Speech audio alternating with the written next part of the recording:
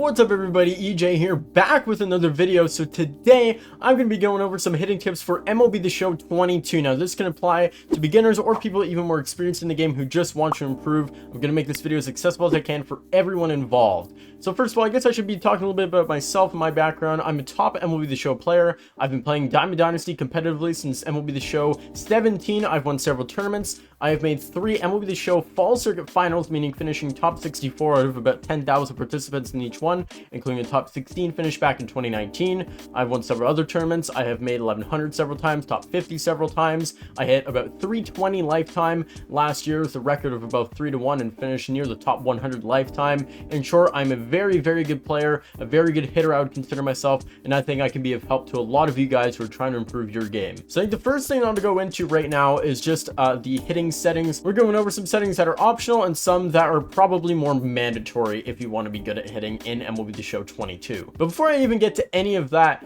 I'm going to go over here. I'm going to point out the PCI anchor, because the PCI anchor is the new feature to MLB The Show 22, and it's going to be the thing that is different from other games and what is going to be new in this game when I give hitting tips. So in using the PCI anchor, I actually personally don't use it. I'm not really sure if it's the best idea to use it, and the reason why is because if you're already used to the game and you're already used to how the PCI moves when it's down the middle, the adjustment to hitting with the PCI anchor on and having to like start your PCI in a different place and then, you know, realize how far you're supposed to move it to get to certain pitches, I'm not sure if it's going to be the best idea for most people. That being said, if you're new to the game, I think it might be an okay option potentially, because it does help you to get to pitches easier. But honestly, overall, I'm probably not even going to go over it too much because I don't really recommend it. I think, you know, when I did my hitting tips for the tech test, I was more open to it because it was, you know, something that could reach balls easier. But I don't think that the payoff with that is worth changing the entire function of how your muscle memory works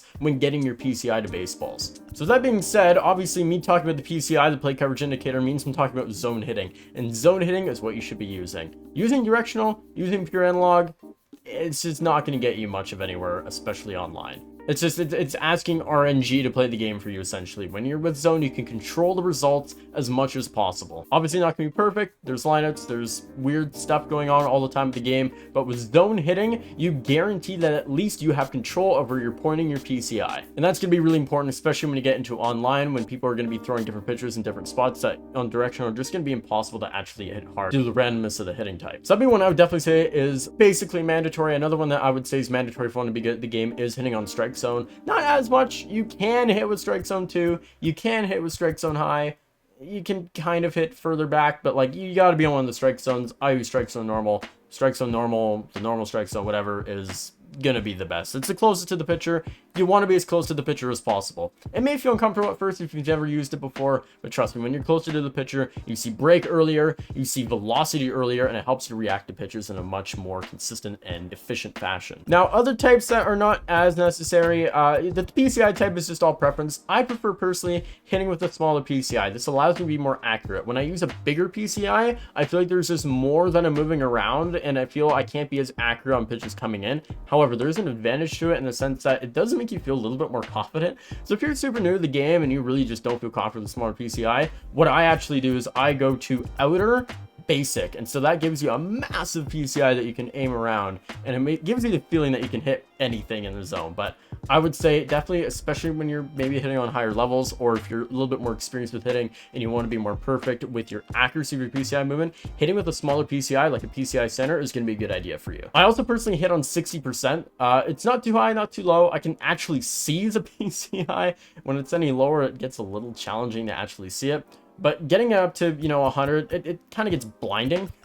it becomes distracting almost. It becomes easy to focus on the PCI instead of the pitches out of the pitcher's hand, which the latter is what you want to be doing in the game. I personally turn the PCI fade out off. I just find it distracting. I don't really see a point in having it. And finally, in-play view offense, all preference. I actually prefer medium. It's just comfortable for me. It doesn't matter. You can choose high. You can choose. Broadcast looks weird. I've never really seen retro. Dynamic is good. I used to use dynamic. High is good, medium is good. Doesn't matter. Whatever you prefer. So now we're going to go into custom practice. Now, just to tell you guys, you can get sliders. So if you go into here, you go into create, you go to the vaults, you can actually search for different sliders. And what this does is People can create sliders that have like certain pitch speeds and everything like that, or you can just create your own sliders. So you can just go to here, you can change your sliders here, and make it so that the pitches go like insanely fast. You can change fastball pitch speed, you can jack it up all the way, you can make like obviously pitch speed as slow as possible. There's like different things that you can do there to just edit your experience.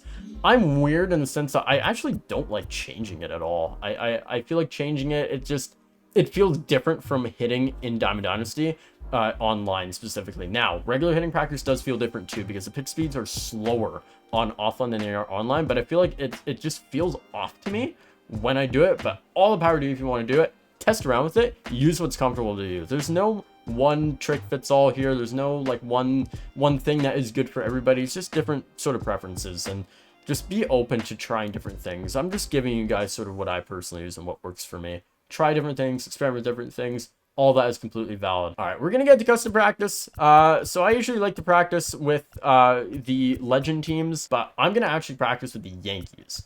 The reason why is because they have someone by the name of Aroldis Chapman. They also have Garrett Cole, who also throws hard, and can be a good practice tool. All right, we're gonna hit with Vlad Guerrero first against Garrett Cole. So this is gonna be a ready matchup against a guy who throws pretty hard, right? So as you can see, Cole throws 97, doesn't quite have outlier.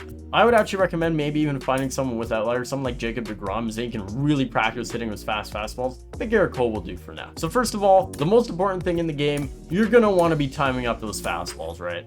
You're gonna want to make sure that you're really getting early, getting on time with those inside fastballs, because if you're not, you're gonna have problems. As you can see, I'm just here. My PCI placement isn't perfect right now, but I'm just making sure that I'm turning around these pitches. It is vital in Diamond Dynasty that you're turning around fastballs. Because as you can see, I'm late there a little bit, and they're just gonna be routine flyouts every single time. So that ball's launched by Vlad. That's what we want to do to those inside fastballs. We want to clobber them just like that. We want to make sure that we're always on them. So as you can see, again, in my settings, it's even okay to be too early sometimes. It will happen. But in my settings, I set it so it's only fastballs coming inside, so I can just practice yanking them. I can practice what they look like, and I can practice just turning on them and pulling them down the line. So get hit them foul, but you just never want to be late on these, especially, again, Cole does not have outlier, but with a pitcher with outlier, if you're not constantly being on time with the fastball, opponents are just going to eat you alive. That ball's crushed. That's what we want to do. Those inside fastballs, deep left center field, and that ball is going to be off the wall. So that's pretty much just all I have to show for that. Just make sure you're on time with the fastballs. It's going to be your number one thing.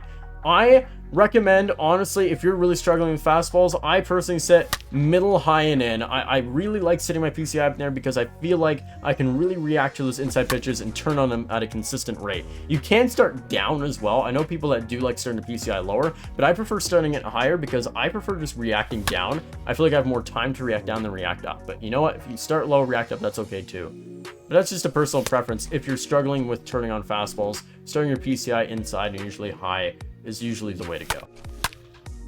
That ball's ripped as well, Vladdy. All right, so that's about it for fastballs.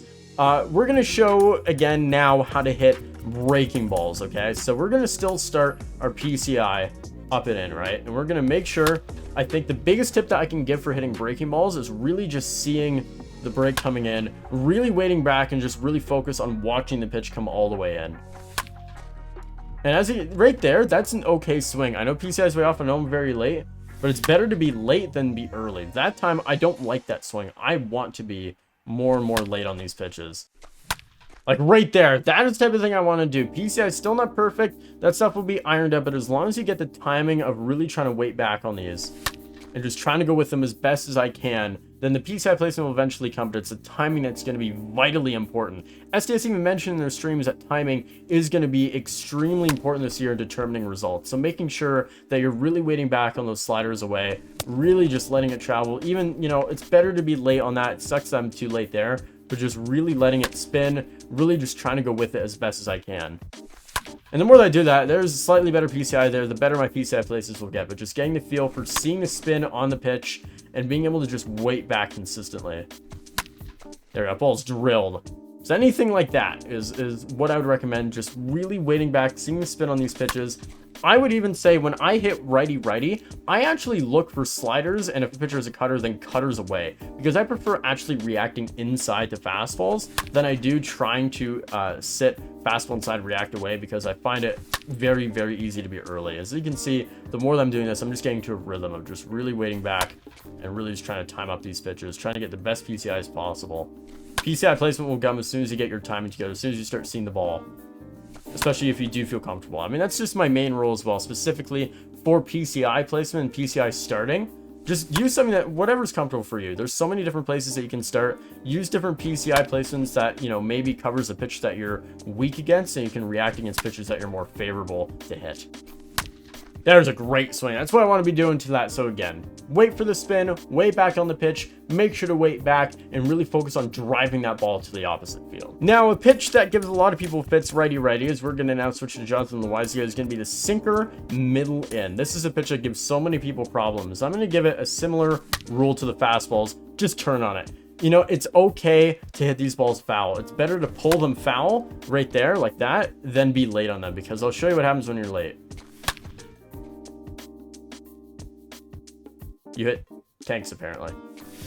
That's what actually happens. The timing window on inside sinkers is insanely fast. They've never really properly gotten that on inside sinkers, and so it's important to really make sure that you're turning on these pitches, because if you're late, you're just going to have no chance. You can't even really make contact with these most of the time when you're late. So similar to the high and in fastballs, just focus on mashing these, turning around on them. Start your PCI middle in, up and in if you need to, but just make sure that you're really getting your hands in, your virtual hands in on these pitches and ripping them down the left field line. Oh, look at Vladdy going deep to left field. That's what we want to do in those inside sinkers. Just mash them to left field. That's all I have to cover for righties. Cutters are going to be similar to sliders, except it's a slightly different time window. But the general rule of waiting back, really letting those pitches travel, is going to be your best friend. So we're going to practice lefty-lefty. So we're going to hit with Joe Mauer, and we are going to face a rollless Chapman. We're first of all going to practice hitting those lefty-lefty inside fastballs. And honestly, it's not going to be much of a surprise. We're going to be hitting against them a similar way. Chapman's delivery is so glitched on this. I don't know why. Look at that. I'm completely under that ball. Actually, it wasn't the greatest swing, but making sure to turn on these pitches. Really get the hands in. Be early on it. Make sure if you're anything, you're pulling them foul. Like, look at these. All these pitches, I'm just focusing on yanking to the right side. Like that. That ball's crushed by Mauer. His swing's so good this year. But just like that. Really just focusing, getting your hands in, and mashing and not doing that, because if you're late like that, it is always going to be an out. You're almost never going to get foul balls. They're just going to be little pop-ups just like that. If you're turning on them, then you crush balls like that. Joe Mauer's lack of power is going to cost me there, but that's a great PCI, great swing there. Really just focusing, gripping and ripping these pitches. Not too much else to cover there. We'll talk about now sliders away. And again, similar to righty-righty, it's going to be a similar rule. Wait back for the spin. Again, often lefty-lefty. I'll just sit slider, because I feel better reacting to inside fastballs than I do to reacting to outside sliders from sitting on an inside fastball. As you can see, the first few swings, I'll be late. That's how I know I'm on time. Because if I'm late on these, I can make the adjustment, and soon I will be hitting them to the opposite field. If I'm early, I'm rolling over their guaranteed outs. It's better to swing and miss in this game and hit foul balls than it is to get outs. Than it is to make weak contact, because weak contact is going to be outs most of the time. They're going to stay fair if you're late, if you're early on outside pitches, and if you're late on inside pitches. Just having the general attitude, everything inside, gripping and ripping it and pulling it, and everything outside, trying to wait back, trying to go with it, even be late if at all possible. And swings like that need to be avoided, because they will be outs. The game's not going to give you foul balls on those types of pitches. Oh, that's a good perfect. Even that one, I honestly still want to go with that a little bit more. But just as you can see, the more that I'm swinging, the more comfortable I'm getting on these pitches.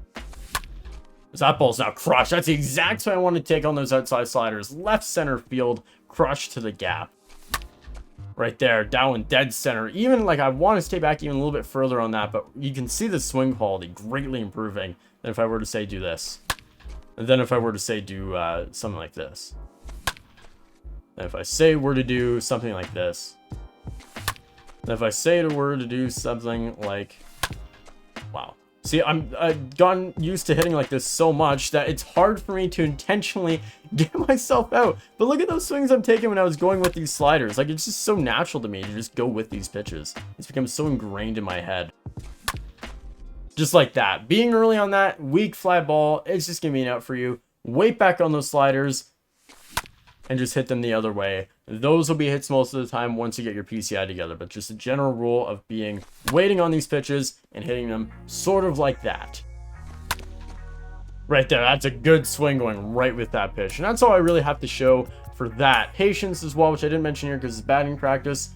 I honestly, most of the time, I wait till first pitch strike when I'm not feeling the greatest. I wait for the first pitch to come in. It slows me down, gets me looking the other way. But yeah, in this game, turning inside, going with outside. Anything that you see inside, gripping and ripping. If you're seeing a pitch away, focus. I know it's hard.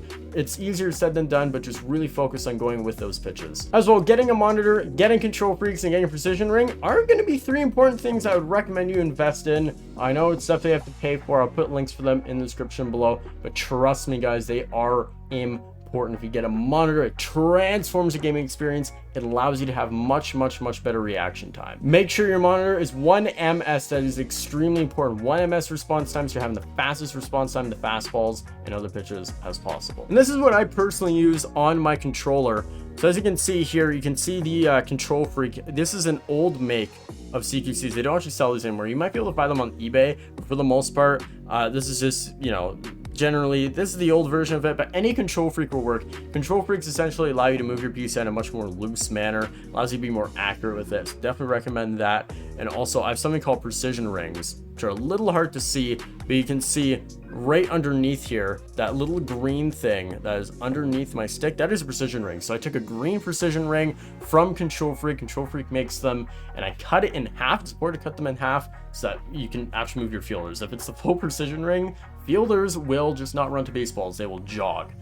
So definitely very important to make sure that you're cutting it in half, putting it in that controller. And what that will do is it allow your PCI to not jam. So jamming in this game is bad. If you jam, it essentially makes it very difficult to hit any pitch that isn't directly on the corner. So definitely recommend you invest in that too. And that's all I really have to say today. Thank you guys so much for watching. If you guys have any questions, let me know in the comments below. Otherwise, make sure to follow my Twitch. I stream every single day on Twitch. Make sure to subscribe to the YouTube channel. Make sure to like this video. Follow all my other socials in the description below. And yeah, guys, have a wonderful rest of your day.